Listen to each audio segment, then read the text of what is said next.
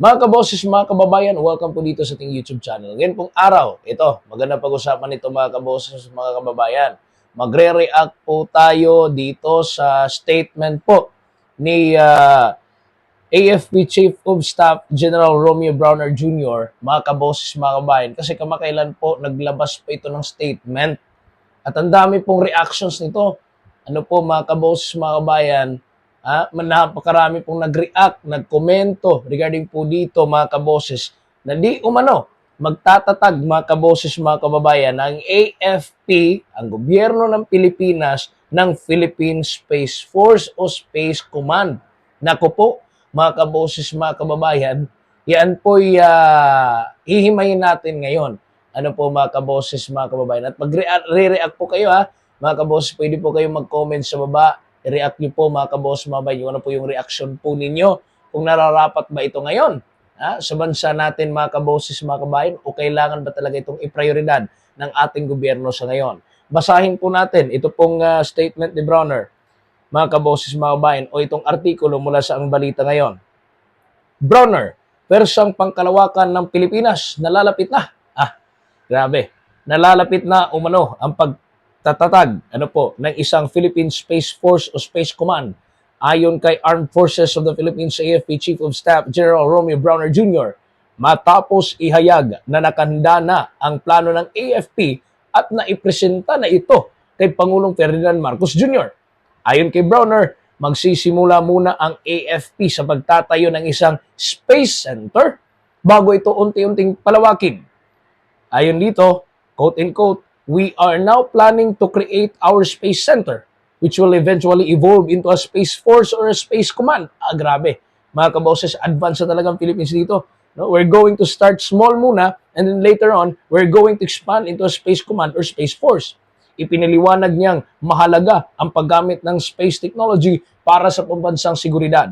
Quote-unquote, dalawang napaka-importanting gamit ng space. Number one is the eye in the sky, para makita natin ang nangyayari sa lupa at sa ating karagatan. Second is to connect all our systems, communication systems, command and control systems, missile systems, drone system, and etc. Inihayag din ni Browner na target ng AFP na magkaroon ng sariling military satellites pagsapit ng 2028 kung magkakaroon ng sapat na pondo. Quote-unquote, military satellites are in the works. Hopefully by 2028, magkakaroon na tayo. Wow! Ayon pa sa AFP Chief, nagmula ang plano sa naging direktiba ni Pangulong Marcos Jr. noong Command Conference noong Disyembre 2025. Ayon sa kanya, in fact, utos po ito ng Pangulo noong December Command Conference. Sabi niya, why don't you have your own satellites? So from that guidance, we started planning. We presented it to him today. It's already in the works. Ayan. Dagdag niya, makikipagtulungan ng AFP sa Philippine Space Agency or PhilSA at posibleng magsimula muna sa low Earth orbit satellites bago tuluyang mapalawak ang kakayahan ng bansa sa military space operation.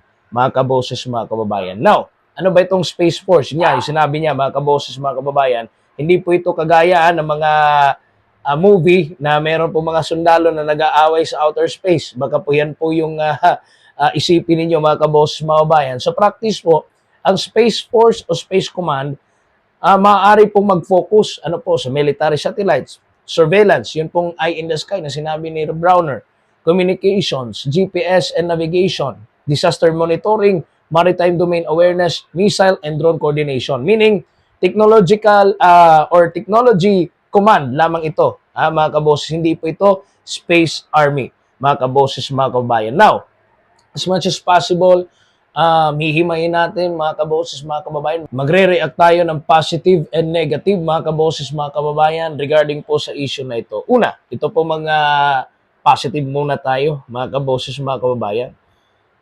Tiyak po, mga kaboses, makakatulong po talaga kapag meron pong ganito.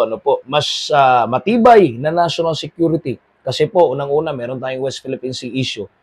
Marami po tayong isla at marami po tayong maritime territory. Kung meron pong ganitong satellites, mas madali pong bantayan, lalo na po yung mga illegal, illegalidad, mga kaboses, sa karagatan. Foreign vessels, natural disasters, mga kaboses, mga bayan.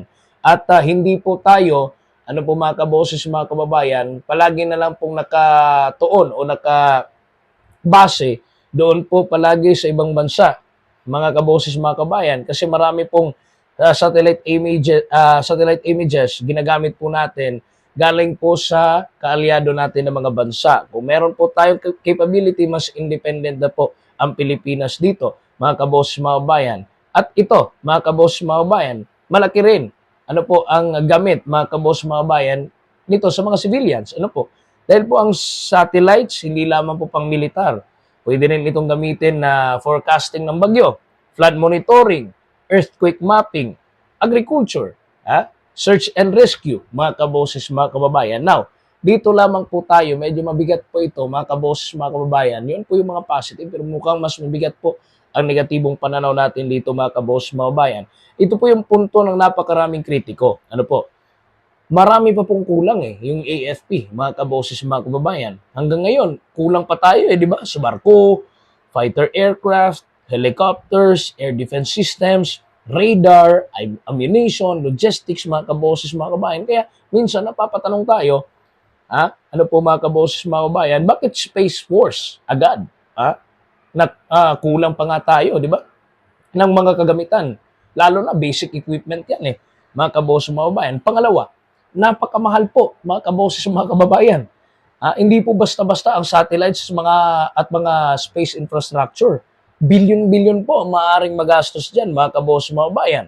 So, ang tanong ngayon, mas mainam po ba na ulahin muna itong satellite kaysa po nadagdagan ito pong mga barko natin, itong eroplano ng armed forces, mga helicopters, radar, at yung mga assets po ng Coast Guard, mga kaboses, mga bayan. Alam naman po natin na napakahirap po, mga kaboses, mga babayan, ng mga ng kalagayan ng ating pong mga militar sa Air Force, lalo na po sa Coast Guard, mga kaboses, mga bayan, at lalo na po, mga kaboses, sayang po ang pera mga kaboses, mga kabayan, kasi pinapalakas nga natin itong mga satellite, itong mga infrastructure sa pangkalawakan, mga kaboses, mga kababayan,